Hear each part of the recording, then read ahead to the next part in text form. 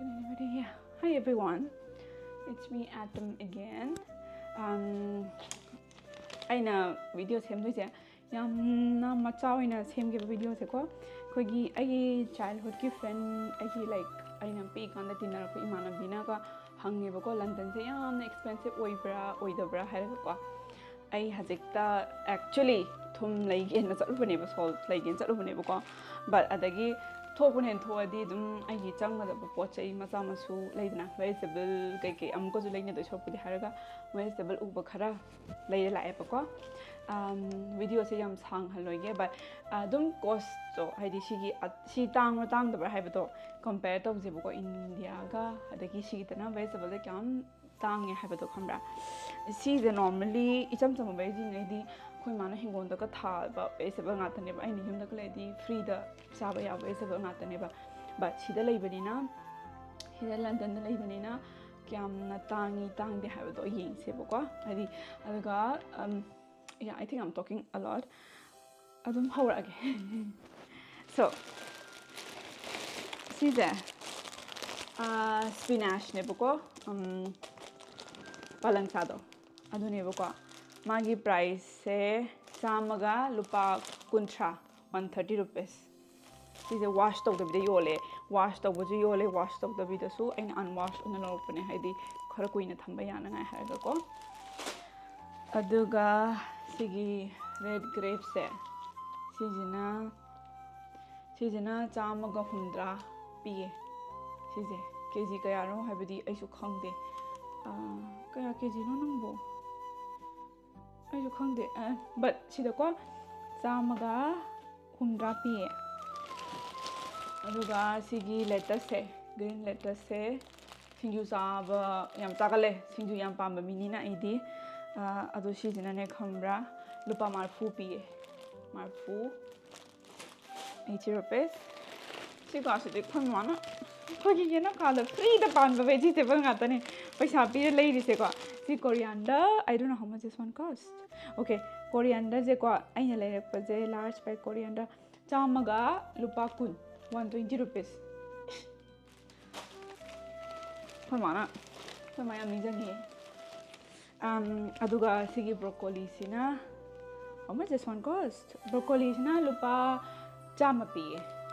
sida kg kaya no habde ai su khangde iram basu yai but I don't know adune si chamaga ai kya haigare chama pi asengbadi ai je thumdang leige na thokpane bako thum loire na adubu sina uradi leininge ai do khamra ai sina green onion ne bako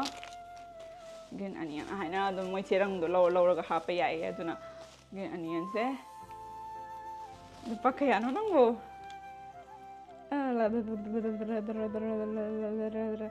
khangdi anko sing hata na harake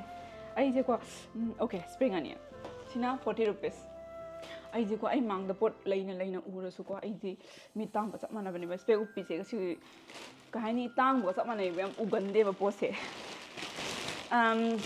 sigi potato jina sina kaya pino again need to find out sigi potato sina how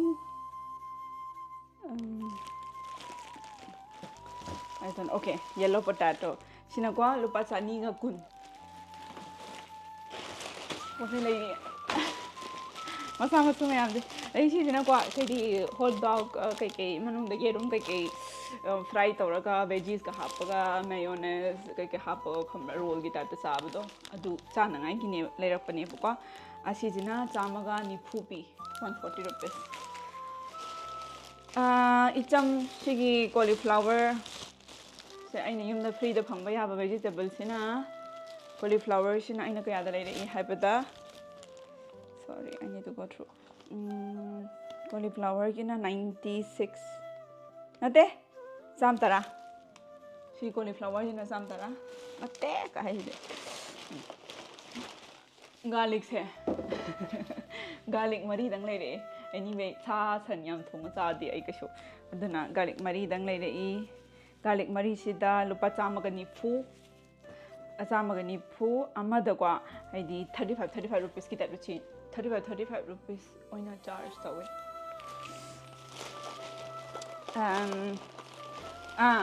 ꯑꯁꯦꯡꯕꯗꯤ ꯁꯤ ꯂꯩꯕ ꯊꯣꯛꯄꯅꯦꯕ ꯁꯤ ꯂꯩꯕ ꯊꯣꯛꯄꯅꯦ ꯑꯩꯗꯤ ꯄꯦꯀꯦꯠꯇꯣ ꯑꯣꯏꯅ ꯄꯥꯝꯃꯦꯕꯀꯣ ꯍꯥꯟꯅ ꯌꯨꯁ ꯇꯧꯈꯤꯕꯒꯤ ꯍꯥꯟꯅ ꯈꯥꯂꯤ ꯗब्ꯕꯥ ꯂꯩꯌꯦꯕ ꯑꯩꯉꯣꯟꯗ ꯑꯗꯨꯅ ꯄꯦꯀꯦꯠꯇꯣ ꯂꯩꯔꯛꯑꯗꯤ ꯁꯤ ꯈꯥꯂꯤ ꯑꯣꯏꯔꯀꯥꯟꯗ ꯃꯅꯨꯡꯗ ꯍꯥꯞꯄꯒ ꯁꯤꯟꯅ ꯌꯥꯏꯗꯅ ꯂꯪꯊꯣꯛꯇꯦꯕ ꯑꯗꯣ ꯕꯠ ꯉꯁꯤꯗꯣ ꯑꯩ ꯄꯦꯀꯦꯠ ꯑꯣꯏꯅ ꯎꯔꯛꯇꯔꯦ ꯑꯗꯨꯅ ꯁꯨꯝ ꯁꯤ ꯑꯣꯏꯅ ꯂꯩꯔ ꯂꯥꯛꯑꯦ ꯆꯞ ꯃꯥꯟꯅꯩ ꯊꯨꯝꯕꯨ ꯁꯨꯃꯥꯏꯅ ꯌꯣꯜꯂꯦ ꯊꯨꯝꯁꯦ ꯀꯌꯥ ꯄꯤ ꯅꯪꯅ ꯀꯌꯥ ꯄꯤꯔꯤꯕ ꯏꯕꯨꯡꯉꯣ ꯁꯤꯅꯀꯣ ꯂꯨꯄꯥ 65 ꯄꯤꯕ ꯊꯨꯝꯅꯦ ꯁꯨꯃꯥꯏꯅ ꯌꯣꯜꯂꯦ ꯃꯣꯏ ꯁꯤꯗ ꯁꯨꯃꯥꯏꯅ ꯁꯤ ꯗꯕꯥꯁꯦ ꯂꯪꯊꯣꯛꯑꯣꯏ ꯃꯊꯪꯒꯤ ꯁꯣꯞꯄꯤꯡ ꯑꯇꯣꯞꯄ ꯆꯠꯄ ꯃꯇꯝꯗꯀꯣ ꯁꯤꯅ ꯑꯩꯒꯤ ꯂꯩꯀꯥꯏꯒꯤ ꯀꯩ ꯍꯥꯏꯅꯤ ꯌꯨꯝꯒꯤ ꯃꯃꯥꯡꯗꯒ ꯂꯩꯕ ꯁꯣꯞ ꯀꯩꯅꯣꯗꯣ ꯗꯨꯀꯥꯟꯗꯣ ꯑꯗꯨꯒꯨꯝꯕꯗꯩ ꯂꯩꯔꯛꯄꯅꯦꯕ ꯑꯩꯗꯤ ꯑꯩ ꯍꯦꯛ ꯃꯈꯥ ꯍꯦꯛ ꯀꯨꯝꯃꯒ ꯂꯩꯕ ꯗꯨꯀꯥꯟ ꯑꯩꯒꯤꯗꯤ ꯀꯣꯟꯗꯣꯡꯒꯤ ꯗꯨꯀꯥꯟꯗꯣ ꯑꯗꯨꯒꯤ ꯂꯩꯔꯛꯄꯒ ꯆꯞ ꯃꯥꯟꯅꯩꯕꯀꯣ ꯑꯗꯨꯅ ꯃꯊꯪꯗꯗꯤ ꯈꯤꯇꯪ ꯆꯥꯎꯕ ꯀꯩꯅꯣ ꯑꯃꯗ ꯆꯠꯀꯦ ꯒ꯭ꯔꯣꯁꯔꯤ ꯁꯣꯞ ꯑꯃꯗ ꯆꯠꯀꯦ ꯑꯗꯨ ꯃꯇꯝꯗ ꯄꯦꯀꯦꯠꯇꯣ ꯑꯗꯨ ꯑꯣꯏꯅ ꯂꯩꯔꯛꯀꯦ ꯂꯩꯔꯀꯥꯟꯗ ꯁꯤꯗ ꯍꯥꯜꯂ ꯁꯤꯖꯤꯟꯅꯒꯦ ꯀꯥꯏ ꯂꯨꯄꯥ 50 ꯄꯤꯕ ꯂꯩꯕ ꯉꯝꯕ ꯅꯠꯇꯦ